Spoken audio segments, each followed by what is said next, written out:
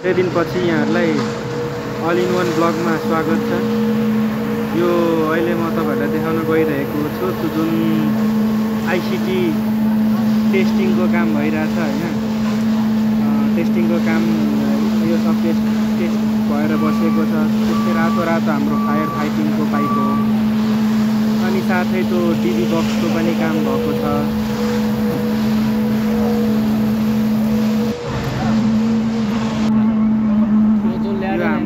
ट्रसेल foundation cable छ 220 केबीबाट 220 को cable 400 केबीमा जानलाई यो फाउन्डेसन भएर जान्छ।